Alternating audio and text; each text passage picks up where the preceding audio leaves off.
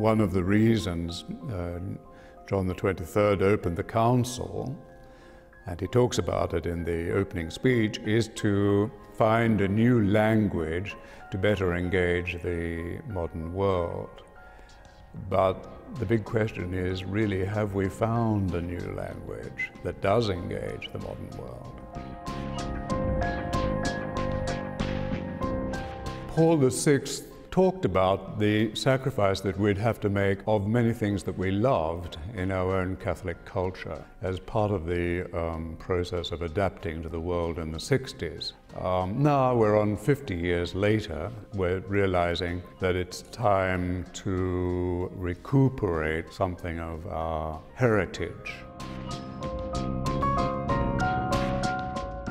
I grew up under a generation that had been super disciplined by the Depression and by the Second World War. The Church, too, had many elements from that early 20th century world, which was highly disciplined, rather militaristic in its approach to everything. So my generation, and the people a bit older than I am, reacted. Love and joy and peace became the great passwords, and they were in reaction to our parents' generation. And I think that the revolution inside the Catholic Church was on the part of the clergy, not so much the laity.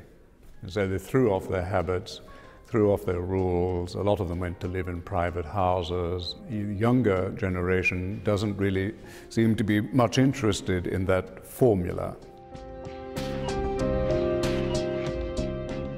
Young people who have grown up with parents who have lived more freely, let's say, have in many ways suffered as a result. They've suffered instability. Very often they've had parents whose marriages have broken up. So you've got a generation now that's looking for more commitment and greater certitude and, strangely enough, more discipline and clearer teachings. Modernity now for young people is old-fashioned. They can cope with the more challenging liturgy of our Roman tradition. The Old Mass and the Latin of the Old Mass helps both the priest and the laity understand a lot more, I think, about the theology of the Church right back to the 3rd century. I think we're really at a turning point again.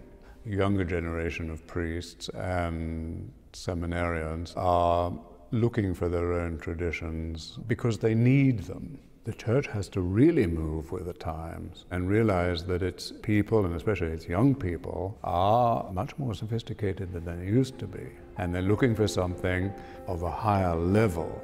And I think that is connected with finding the great tradition and richness of the last 2,000 years.